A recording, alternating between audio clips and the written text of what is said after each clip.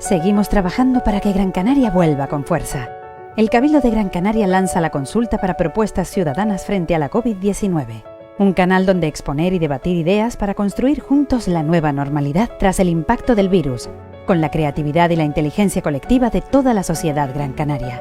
Sé protagonista, participa. Si tienes ideas innovadoras, compártelas en participa.grancanaria.com. Cabildo de Gran Canaria. Juntos saldremos de esta. Muy buenas tardes y bienvenidos a Participa en Gran Canaria, un programa producido por la Asociación Canarias Habla y financiado por la Unidad de Participación Ciudadana del Cabildo de Gran Canaria. En esta tarde de hoy hablaremos sobre la participación ciudadana desde la múltiple discriminación y la dificultad para participar en los asuntos públicos.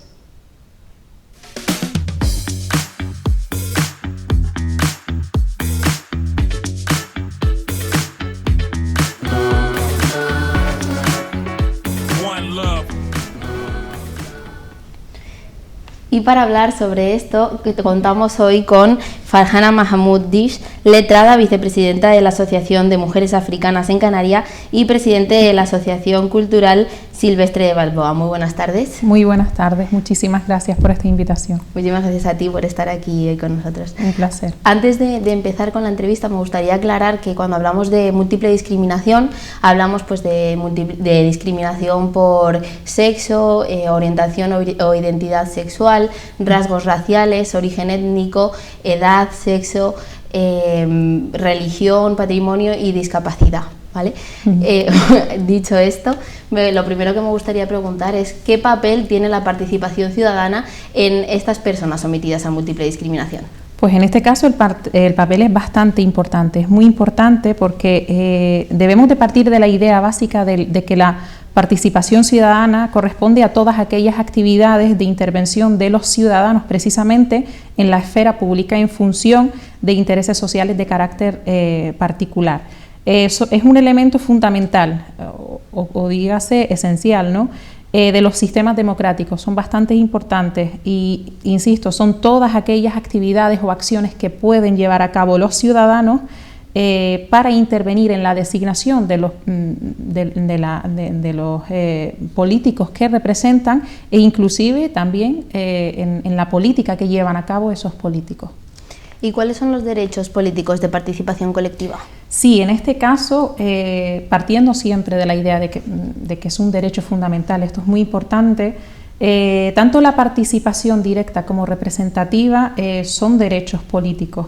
En este caso es muy importante tanto el sufragio, teniendo en cuenta más en cuanto a los derechos políticos, tanto el sufragio activo como el pasivo son bastante básicos, ¿no? El hecho de poder elegir a los parlamentarios que nos representan y yo también a presentarse, que esto también es importante, como candidato es algo fundamental y que afecta, y esto es muy importante, de manera directa y en ocasiones de manera indirecta, no solo a nuestra vida en particular, sino al entorno que nos rodean y a todas las decisiones que podemos llegar a tomar.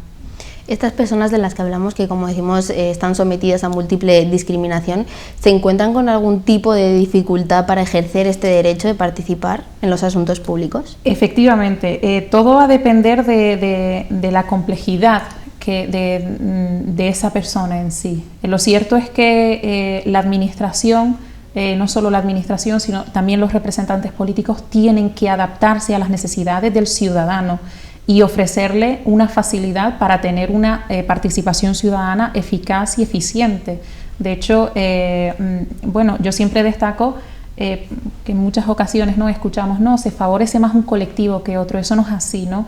Lo que debe de hacer la administración es adaptarse a la diversidad que hay en la ciudadanía de tal forma que se consiga una igualdad y una equidad entre todos, teniendo en cuenta esa diversidad que nos caracteriza. ¿Y cuáles son los motivos que cree usted por los que se da una exclusión de estos colectivos en la toma de decisiones públicas? En este caso puede ser bastante, los motivos pueden ser muy diversos. La cuestión es que mientras más pequeño sea el colectivo, menos voz tiene y por lo tanto no tiene tanta presencia, ¿no? Ello que conlleva que tienen más dificultades para acceder a esa participación ciudadana.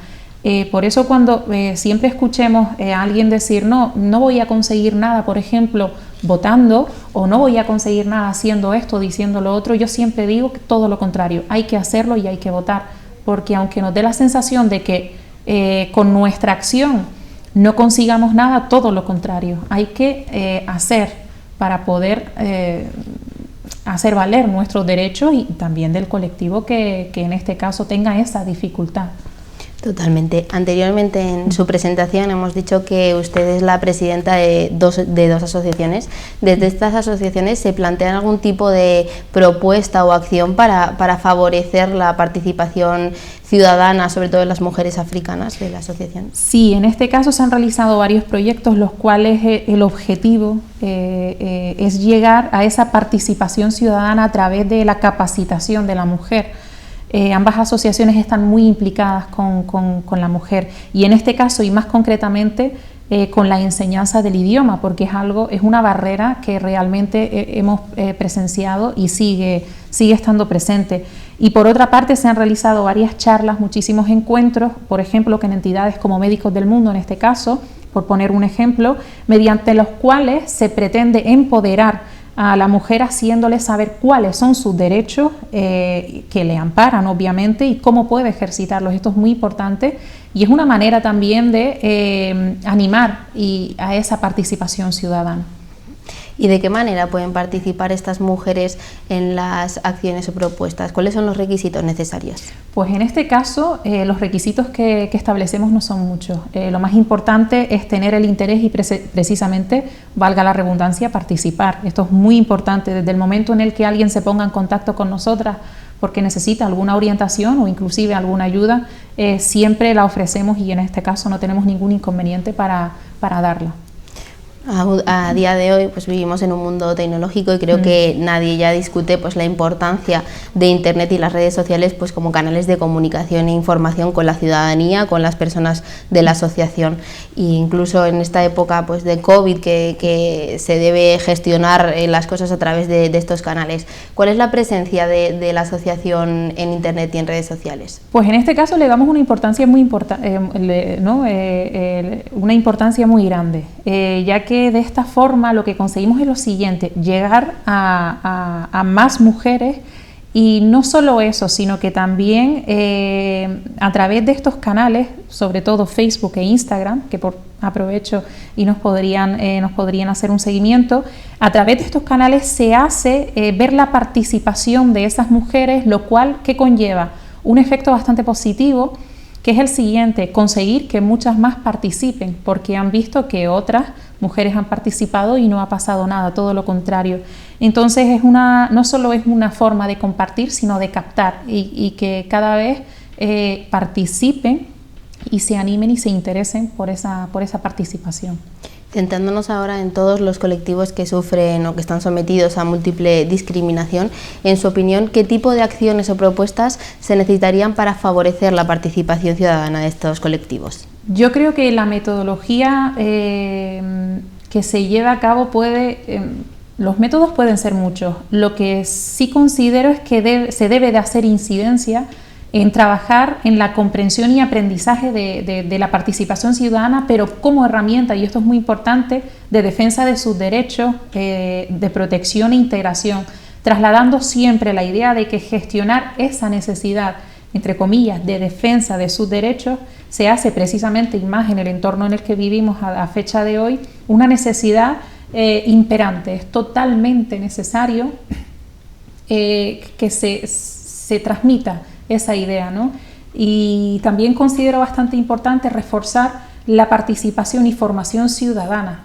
Esto es algo bastante importante. Por ejemplo, se puede hacer empezando por destacar las distintas instituciones que forman, en este caso, las instituciones canarias y sus mecanismos de comunicación concretamente y trabajo con el ciudadano y la ciudadana. De esta manera se puede llegar a tener una participación ciudadana más efectiva, porque yo por lo menos considero que el desconocimiento también es un factor de discriminación. El hecho de no saber o la posibilidad de hacer algo es un impedimento que habría que derribar, ¿no? ¿Cree que existe una falta de comunicación por parte de estos organismos de participación ciudadana con la sociedad y por ello a lo mejor no se llega a una participación alta en esto? Sin lugar a duda, yo considero que sí lo hay. Tenemos un sistema de administración estupendo, de hecho uno de los mejores de Europa. No obstante, hay muchísimos ciudadanos que no saben qué función tienen algunas administraciones o cómo pueden acceder a esas administraciones. Ya con este hecho partimos de la base de que el ciudadano, en el caso de que necesite o quiera realizar alguna petición o tenga alguna duda o un inconveniente, esto dificulta más el hecho de que a qué administración me dirijo, a quién me dirijo, qué hago o qué no hago. Entonces esa falta de información yo considero que podría ser un tipo de discriminación. ¿Cuál cree que debe ser la actitud de las administraciones públicas frente a la participación de estas personas sometidas a múltiple discriminación? ¿Cree que debe ser primordial esta participación para conocer también sus necesidades? Sí, se les debe de dar más atención y un trato específico, ya que lo necesitan. Y como había dicho antes, no en el sentido de que se favorezca más a un sector o a otro, no, todo lo contrario. Simplemente la intención, o por lo menos mi idea, es brindar igualdad a todos los ciudadanos desde la diversidad de cada uno. Y precisamente porque hay mucha diversidad, la administración está para y por el ciudadano. Por lo tanto, tiene la obligación de adaptarse a esa realidad y ofrecerle al ciudadano una solución y cubrir sus necesidades. Usted ha dicho anteriormente que estas personas deben tener un espacio pues, para luchar por los derechos. ¿Qué tipo de derechos todavía deben de conseguir estas personas? O no deben, sino que necesitan conseguir. En este caso, tengamos en cuenta que la participación ciudadana, tanto de manera directa como indirecta, afecta a todos los demás derechos reconocidos en la Constitución. El derecho a reunirse, el derecho a la participación, el derecho al sufragio, a todo. De hecho, insisto, no solo de manera directa, sino que de manera indirecta también puede afectar a esos derechos. Por lo tanto, si no se practican, si no se llevan a cabo, se estarían vulnerando derechos que son fundamentales y que a fecha de hoy deberían de ser inherentes a la propia persona que está reconocido como tal.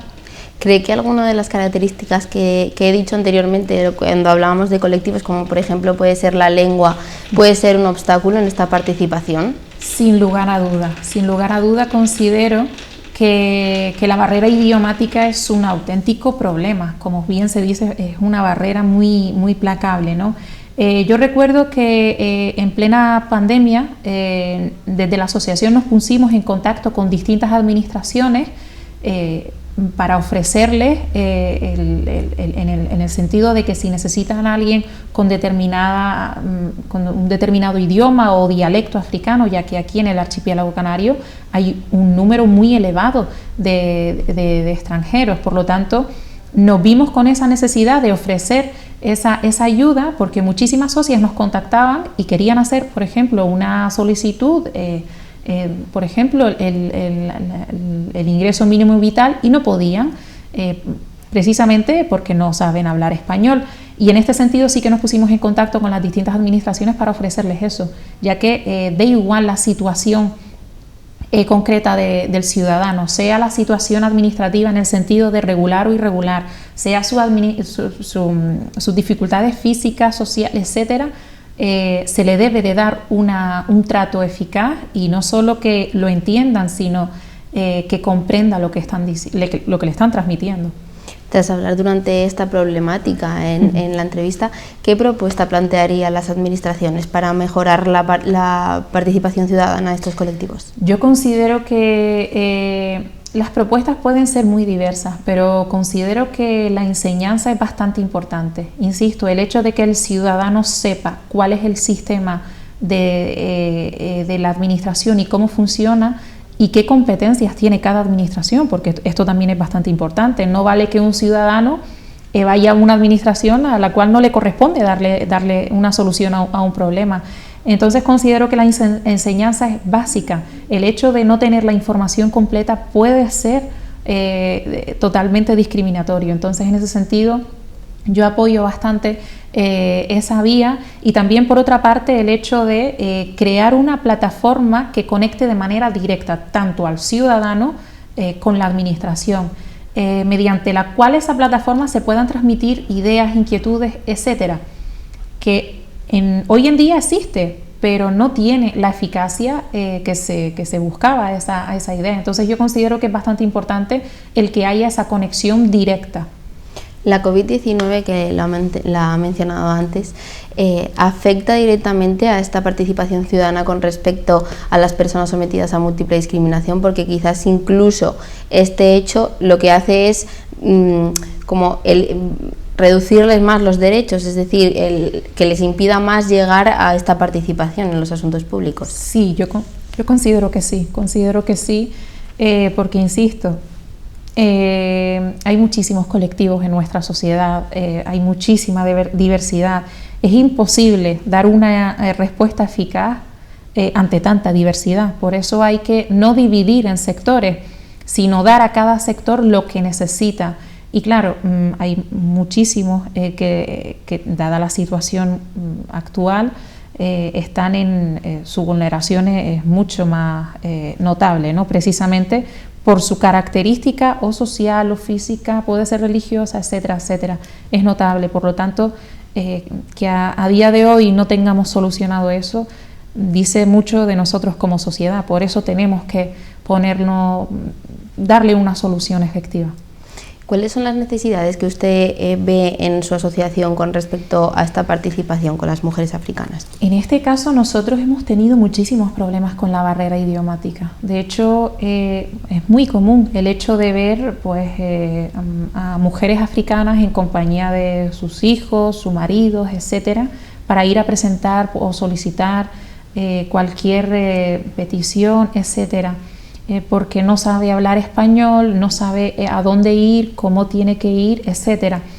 Entonces, considero que es un error acostumbrarnos a eso.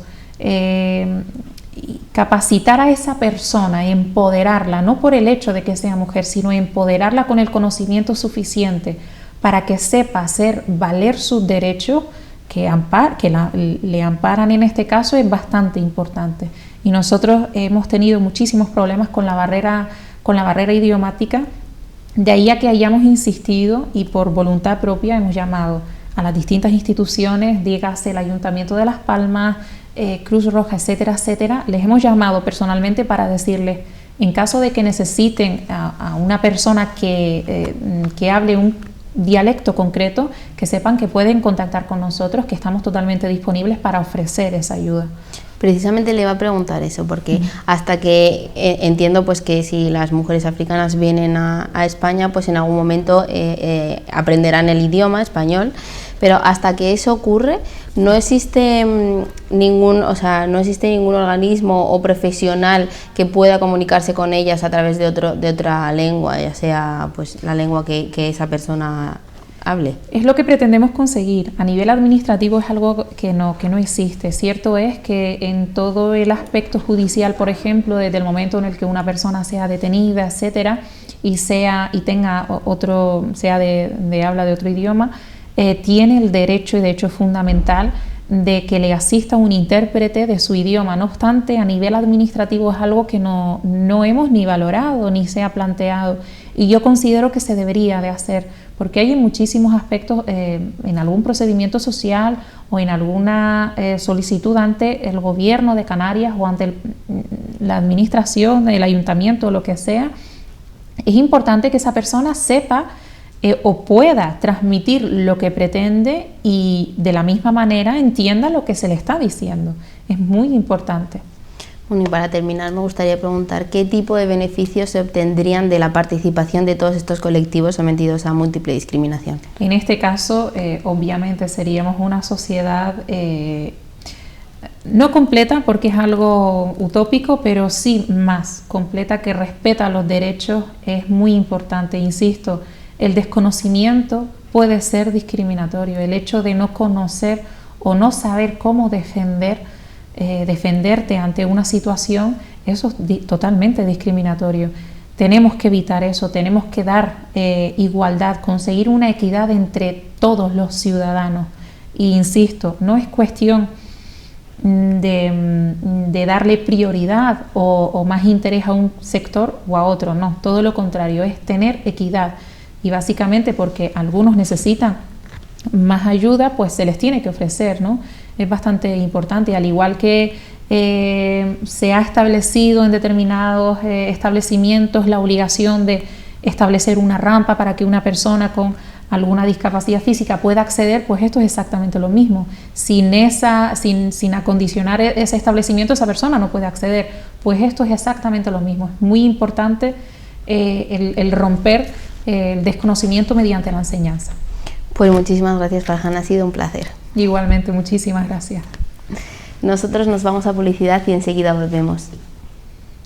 Seguimos trabajando para que Gran Canaria vuelva con fuerza. El Cabildo de Gran Canaria lanza la consulta para propuestas ciudadanas frente a la COVID-19. Un canal donde exponer y debatir ideas para construir juntos la nueva normalidad tras el impacto del virus, con la creatividad y la inteligencia colectiva de toda la sociedad gran canaria. Sé protagonista, participa. Si tienes ideas innovadoras, compártelas en participa.grancanaria.com. Cabildo de Gran Canaria. Juntos saldremos de esta.